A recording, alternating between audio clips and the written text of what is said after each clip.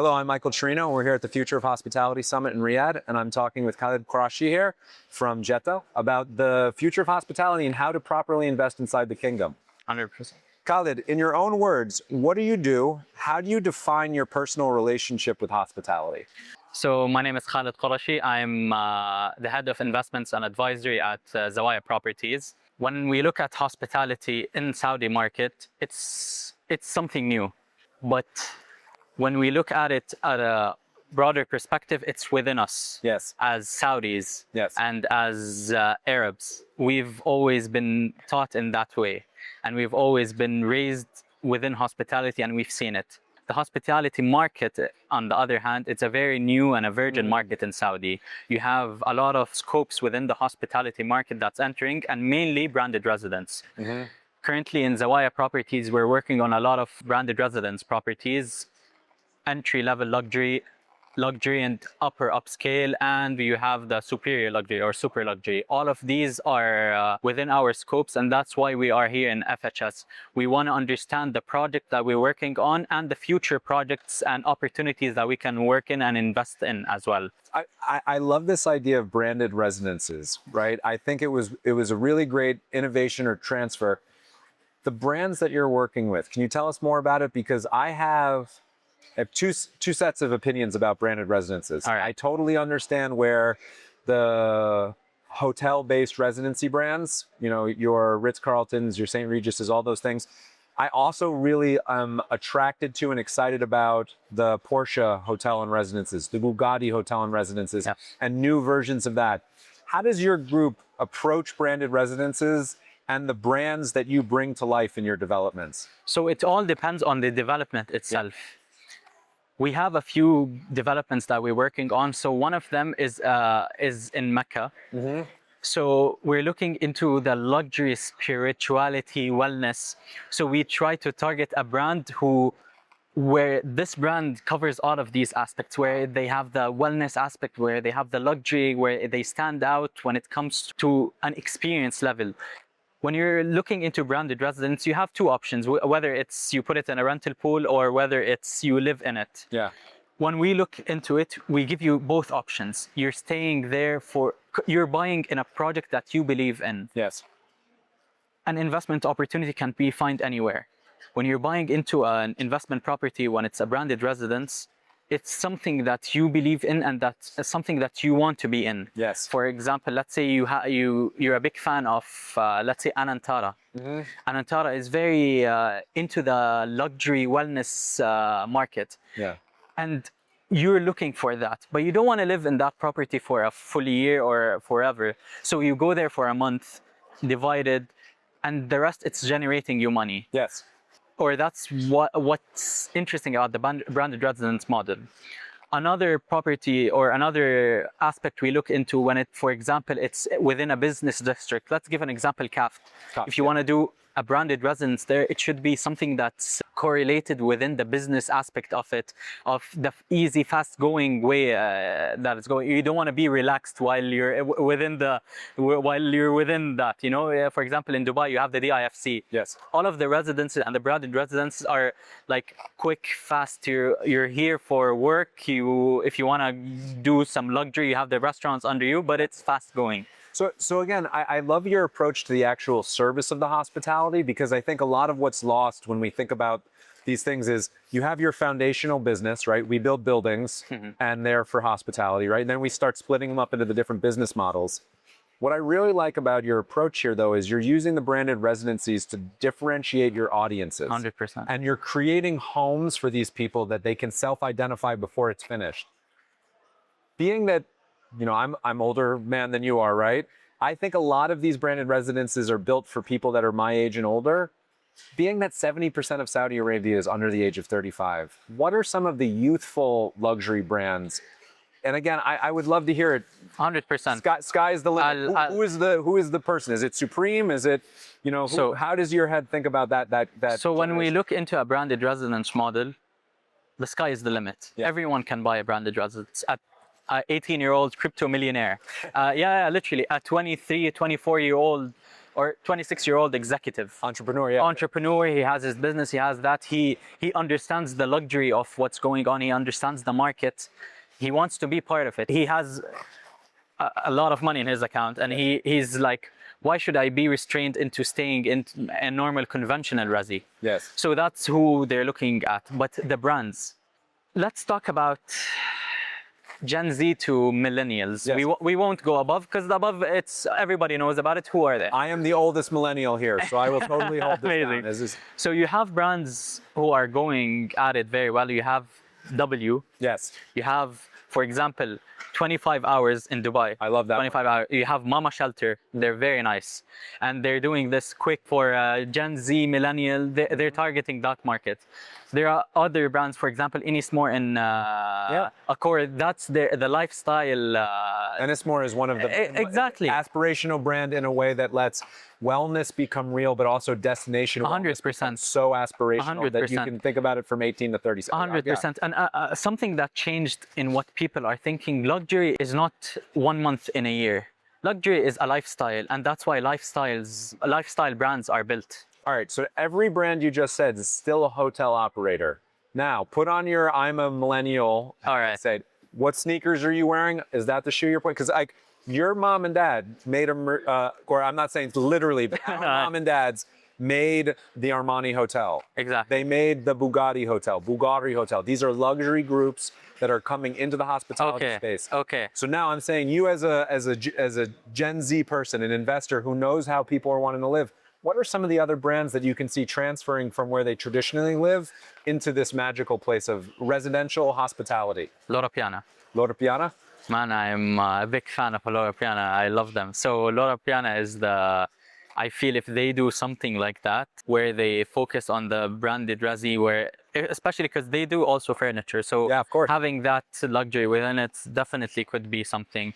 You have the watch brands. You have Rolex, for example. I'm talking about these brands because Rolex targets all these segments. I'm not saying, for example, not a Patek Philippe or for Vacheron Constantin. Of course not. Yeah, you can't have all the levels there. You can. But Rolex, you have all the levels to it. You have the entry level. You have the. And you know what's so great about Rolex as an organization is that it's owned by that. The trust. The trust. Yes, exactly. So that they can sit here and create these things over generations. Exactly. Right? I will say, as somebody who's worked in the branded world for huge global brands, right? Having the patience that Saudi Arabia has with a brand that has the patience like Rolex 100% would be a game changer. 100%. Somebody that doesn't have to respond quarterly to their reports, but can sit down and sit with you and listen to what you want. Yeah, there's no shareholders. There's no. It's just the idea, and they want to execute it in the best way possible. ROI is not the main thing that they look at. And the ROI in the short term doesn't have to be there. They can say, you know what? Why don't we do this? Because in 15 years, it's going to be amazing. We'll see the fruit of the tree. And I think that Saudi Arabia is in the exact place right now to be able to take those kind of brands, those type of investments super seriously. 100%. We don't need to sprint towards just 2030. Yes, that has to be a part of it, but this is a 10-year journey 100%. minimally to be 100%. able to go from here to there, right? All right, so I'm going to ask you a couple shorter questions now that are more like vibe-oriented, you know what I mean, to get us in this space. Whether it's a high-end audio lounge in New York, a museum in London, or a hotel here in Riyadh or Jeddah, what is one new physical space that you've walked into and been like, wow? I used to live in Switzerland. Okay. I used to go to the Four Seasons a lot. Yeah. There's this room, they call it Geneva. Yeah, I know the one very well, yeah. So they have the living room. It's called the living room. You literally just go there, you can chill, you can have a coffee, you can have meetings. It's not a normal hotel lobby. It's just, every time I go there, I'm like, wow. It's amazing. I love it there. This is, as somebody who builds rooms, knowing that kind of space is the thing that, this is the stuff, right? Literally. You don't need to have a shiny tower every single time. 100%. Sometimes it's just the couch and comfort and the people walking through. It's even the art when you look around the room itself. It's wonderful. I love it, to be honest. What is an industry trend that you think people are getting totally right, and what is one thing you think people are getting totally wrong? Totally right is getting into branded residence. This is the trend that's supposed to happen. Totally wrong is only focusing on luxury and super luxury. There is a huge market for entry 3-star, 4-star hotels, good brands, Mama Shelter, a lot of these brands. One of my favorites is CitizenM. CitizenM, I love CitizenM. I've stayed in a lot of them. 25 hours top, they win. Yep. So focusing on these and not just putting all of your focus on the luxury and super luxury brands is what's missing. You need these brands and you need to focus on them, and investments are needed to be happen in that field specifically. Why? You have the 1%. The rest are staying in these 3 to 4-star hotels, and the 3 to 4-star hotels aren't being put into the standard that they can be in. Yep. And they aren't being withheld to the standard that's reasonable for what you're paying for. So, and another thing that's really interesting that I find is that people are focusing on these ultra premium projects to set cultural standards in cities, right? In Riyadh, Jeddah, you're building new spaces, but don't necessarily have a community around them already 100%. because of the speed at which the cities are growing. How do you use these large capital investments to actually be roots for the culture to grow, fertilizer for the culture to grow, so that when these buildings are opened, they actually become part of that cultural engine, they connect with that local community? As a developer, how do you see that mix, and how do you keep that in your mind as you're spending the money and picking the projects? So I'll tell you a project that we're currently invested in. It's in King Salman Park. Okay. So King Salman Park, it's a full-on integrated society, I would say. You don't need to leave it, and it's in packages. So each package is connected with each other, and you literally have a synergy that was never seen in Saudi. You see this synergy in Europe. You see this in Switzerland, in London, where all the streets are connected, and the street itself, you don't need to leave it. In Saudi, everything is a 10, 15-minute car ride. Yeah. In King Salman Park, this would totally change everything. Everything would be within one district, and you literally can walk all around with the greenery and all of that. I'm like almost got chills, because this is the kind of thing you don't hear from developers and you don't hear from investors, because sometimes it doesn't make sense on the KPI when you're doing the construction, but you feel it in the KPIs and the P&Ls 100%. over the lifetime of the project. 100%.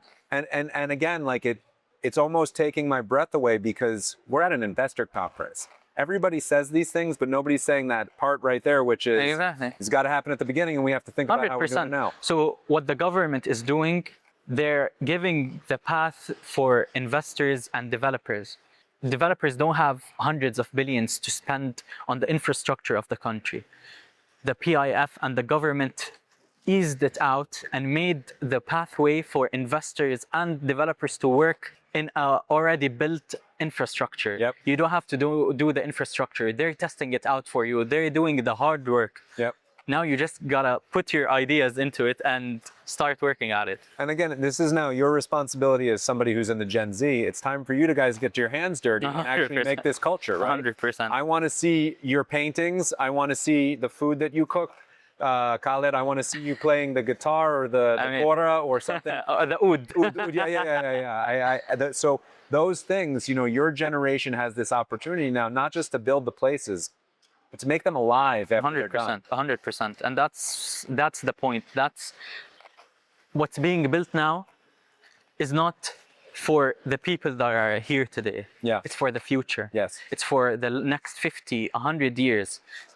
You're building something, you're not getting the fruits from it right now, just like you were saying. Mm-hmm. In 10, 15, 20 years, we'll see the fruits of the results and fruits of the tree, 100%. So definitely. So being that you're an investor, what is something that you think we can do inside the country to talk about investment opportunities, and the success or failure of investments more openly, so that the outside world can see the actual traction and success that's happening here? As an outsider, I feel like sometimes it's a little bit quieter with your successes and failures, and that makes it harder for us to say how powerful your system actually is. Does that make sense? Totally understandable. First of all, these investment forums, etc., they make sense, but reaching outside, you need to go to these people. You need to have forums. Visit Saudi is doing a lot of tourism wise. When it comes to investments, the FII is doing a lot of that work.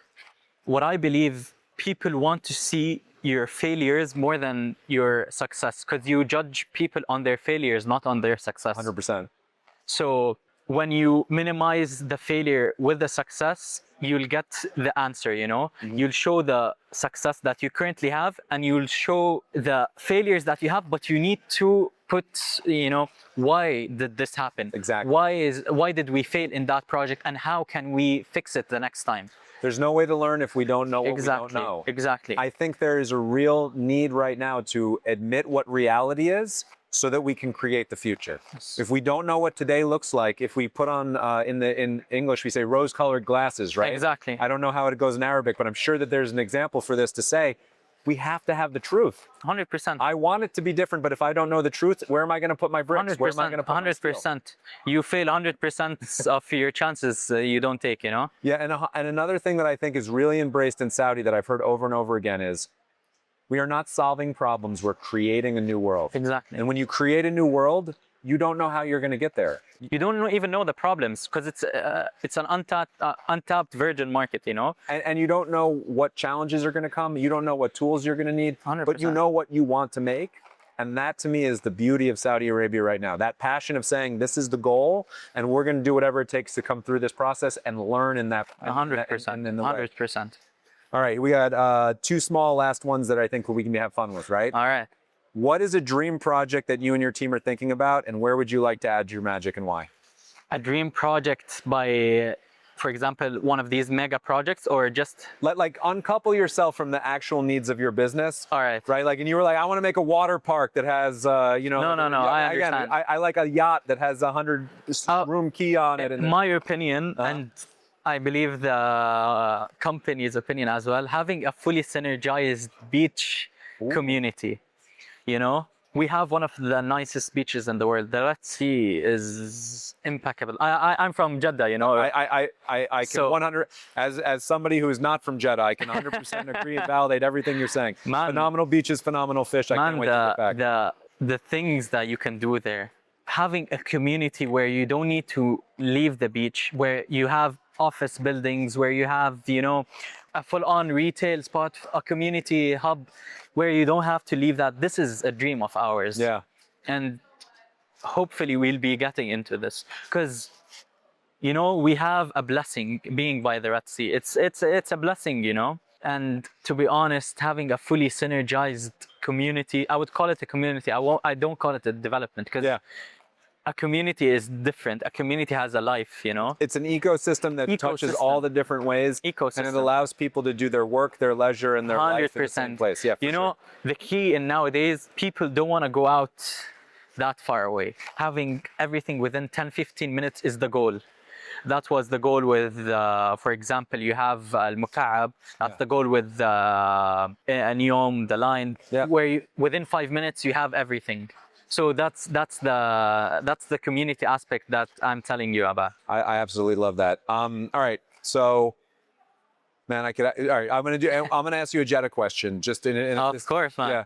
So, as somebody who is outside of the country, one of the most superlative projects that is happening right now is the Jeddah Economic Zone. Yes. As a Jeddawi, how do you feel about that economic zone, and how do you want to see it progress, or how do you want to participate in it so that it, again, it feels like something you can be proud of for 100 years and not just another testament to the engineering marvel that Saudi Arabia is? Understandable. So, Jeddah Economic City, or we call it JEC.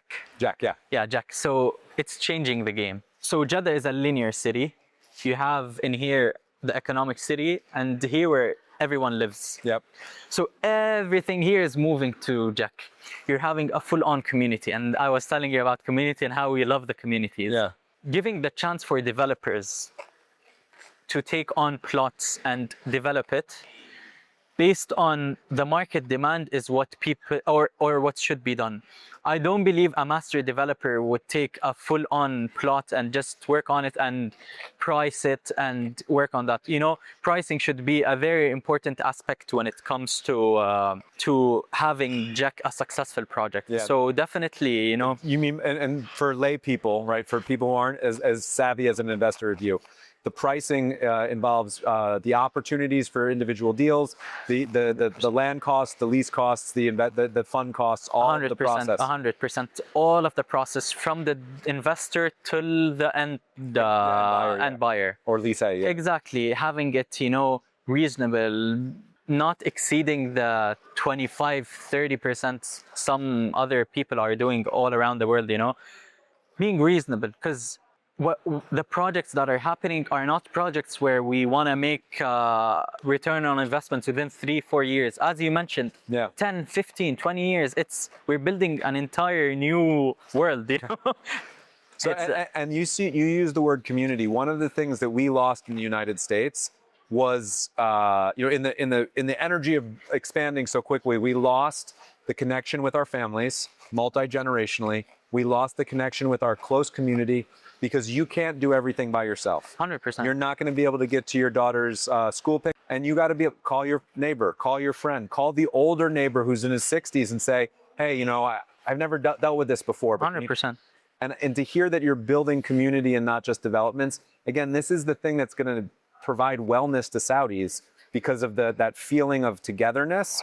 And I think that's part of the welcomeness that I feel every time I go to Jeddah. And it's great to hear that it's part of your expansion plan. 100%. I'll just talk about something you reminded me of. Back when I used to live in Switzerland, there was this very sweet old lady who had a small farm. So every time she would get her crops, she would give us some. So this really hits very hard when you're talking about the community and having connections with your neighbors, knowing who they are, 100%. and even helping them out whenever necessary. So it's very important to keep this. With how fast the world is, people don't even know who's living next to them within the apartment itself, 100%. No, I'm not talking about homes. I'm literally talking about your next door neighbor in your apartment. And you're going to see that. This is not it's a uniform negativity when you talk to ultra premium properties. If it's somebody's second, third, fifth home, how are they going to be a part of a valid community? 100%. 100%. So now you've got 2,000 meters trapped in somebody's, or 1,000 meters trapped in somebody's house, a whole floor of an apartment that's dark all the time. 100%. It's not contributing to the local culture. And I think as you guys are doing your community developments, I would love to see how your creative brain pulls that community. One of the things we're doing, we're developing a tower. Mm-hmm. So there is like a community center. It's a branded residence. So there is a community center, a lounge, you would say, a lobby for the unit owners to share. They could do events, and as the property itself, we can do events for the owners, etc. I love it. So engaging the community is very important, especially nowadays. We're all very connected and disconnected at the same time. In one sentence or a paragraph, what do you believe the future of hospitality is going to be like in the next 3 to 5 years? Connecting, experience, and a lifestyle. All of these three combined will define what hospitality is. Currently, people look at hospitality as hotels. You go stay there and leave. I'm talking about hotels now. Having the experience, the full-on hands experience in hotels where you're staying, where the stay is within that development, is what's missing. Yeah. Having the connection with the people within that development, it's all about connectivity. We're being very, very disconnected from the world, and that's what's missing, and that's what hospitality is about, the experience itself. Thank you so much. This was an excellent conversation, Khaled. Of course, man. I cannot wait to get to Jeddah and hang out with you. Of course.